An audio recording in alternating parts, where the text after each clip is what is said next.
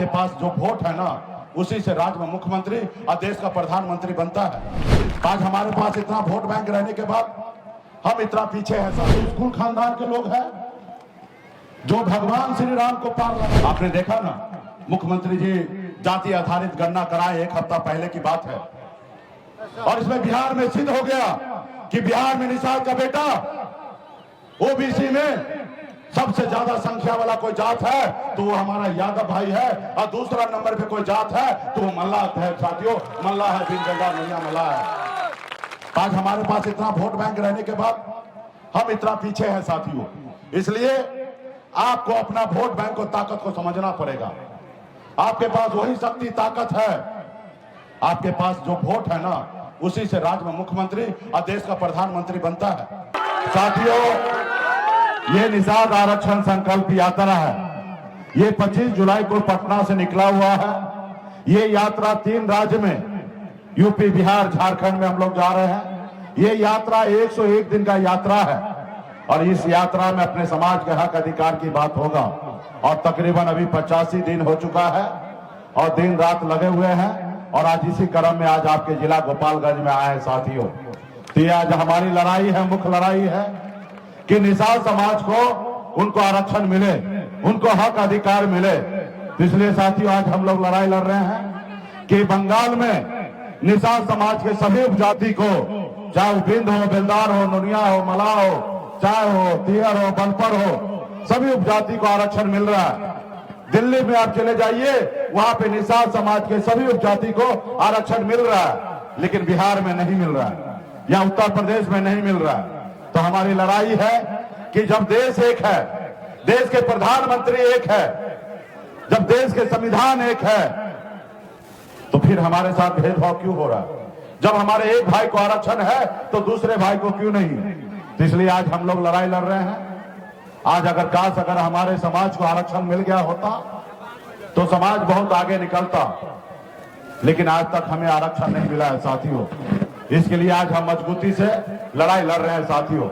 तो इसलिए साथियों, माता बहन, नौजवान साथी, अगर इस आजाद भारत में अगर सर उठा के जीना है, अगर मान सम्मान अधिकार के साथ जीना है, अगर आप चाहते हैं कि आपके बच्चे अच्छी जिंदगी जिए, तो इसके लिए मात्र 2 काम करना है। 2 काम क्या है? एक रोटी कम खाइए, लेकिन अपने बच्चे को पढ़ाइए, लिखाइए, काबिल बनाइए। जब तक आपका समाज शिक्षित नहीं होगा, तब तक आपका समाज आगे नहीं बढ़ेगा। इसलिए आप अपनी जरूरत को कम कीजिए। आप झोपड़ी में है तो झोपड़ी में रहिए, लेकिन बच्चे को पढ़ा लिखा के काबिल बनाइए। जिस रोज जो बच्चा पढ़ लिख लेगा, उस रोज आपको झोपड़ी से निकाल कर महलों में पहुंचाने का काम करेगा साथियों, महलों में पहुंचाने का काम करेगा। इसलिए बच्चे को पढ़ाइए। और दूसरा, अपने अधिकार के लिए संघर्ष कीजिए, लड़ाई लड़िए। जब तक आप अपने अधिकार के लिए लड़ाई नहीं लड़िएगा, तब तक आपको अधिकार नहीं मिलेगा साथियों, तब तक अधिकार नहीं मिलेगा। पहले ये देश गुलाम था, ये देश पहले गुलाम था, अंग्रेज का शासन था, लेकिन हमारे पूर्वज ने संकल्प लिया कि हम देश को आजाद कराएंगे ताकि हम अपने आने वाला पीढ़ी सर उठा के जिए। इसके लिए हमारे पूर्वज ने हजारों लाखों की संख्या में शहीद हुआ, फांसी पे चढ़ गया। देश तो आजाद हुआ, लेकिन सही मायने में गरीब, पिछड़ा, दलित ऐसे वर्ग को आज भी आजादी नहीं मिला गरीबी से। तो इसके लिए साथियों, हमें लड़ाई लड़ना पड़ेगा, संघर्ष करना पड़ेगा। पहले राजा के घर में रानी के कोख से बच्चा जन्म लेता था, वही राजा बनता था। लेकिन देश आजादी के बाद बाबा साहब भीमराव अंबेडकर ने हमें एक संविधान बना के दिया, एक लोकतंत्र दिया, और उस लोकतंत्र में आपके पास एक पावर दिया, शक्ति दिया, ताकत दिया। आपके पास एक ताकत दिया, वो क्या? वोट गिराने का ताकत। बाबा साहब ने कहा कि अब राजा का बेटा राजा नहीं बनेगा, इस देश में राजा वही बनेगा जिसके पास वोट होगा। और हम सबका वोट एक ही समान है, चाहे राजा का बेटा का वोट हो या देश का प्रधानमंत्री हो या गरीब मजदूर हो, आप सबका, हम सबका वोट का कीमत एक ही है। लेकिन हमने अपना वोट को नहीं समझा। हमारे पास इतना संख्या रहने के बाद हम अपने वोट को ताकत को नहीं समझे। लेकिन जिन लोगों ने अपने वोट को ताकत को समझा, वो समाज देखिए कितना आगे निकल गया, वो नेता कितना आगे निकल गया। जैसे हमारे आदरणीय लालू प्रसाद यादव जी, यही गोपालगंज के ही लालू प्रसाद यादव जी है। कोई अमीर घर में जन्म नहीं लिए थे, वो भी गरीब घर में ही जन्म लिए, लेकिन संघर्ष किए, लड़ाई लड़े। जब आदरणीय लालू प्रसाद यादव जी, मुलायम सिंह यादव जी, बहन मायावती जी, स्वर्गीय रामविलास पासवान जी, ये लोग कोई अमीर घर में जन्म नहीं लिया, ये सब गरीब घर में जन्म लिया, लेकिन संघर्ष किया, लड़ाई लड़ा। जब लालू जी दल बनाए तो उनके लोगों ने, उनके समाज के लोगों ने उनको साथ दिया। जब साथ दिया तो उनके दल को बल मिला, और जब दल को बल मिला तो लालू प्रसाद यादव जी 15 साल बिहार का मुख्यमंत्री बने, अपना भी नाम रोशन किए और अपने समाज को भी बहुत कुछ दिए और आगे बढ़ाए।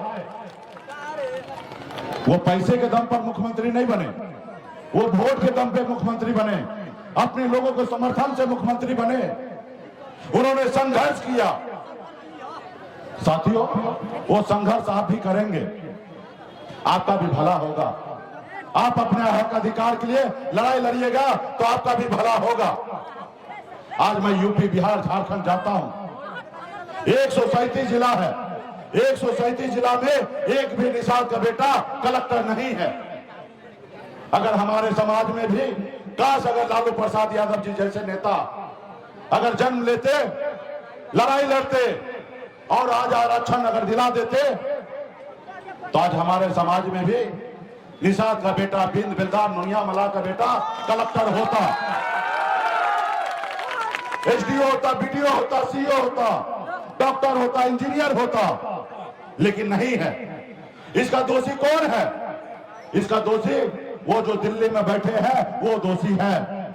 और दूसरा दोषी आप और हम हैं कि हम अपने हक अधिकार के लिए संघर्ष नहीं किए, लड़ाई नहीं लड़े। अगर लड़ाई लड़ते तो आज निषाद का बेटा इतना मजबूर नहीं होता, आज वो कलेक्टर होता। इस देश में साथियों सभी लोग एक ही तरीके से आए इस धरती पर। पहले हम लोग आदि मानव थे।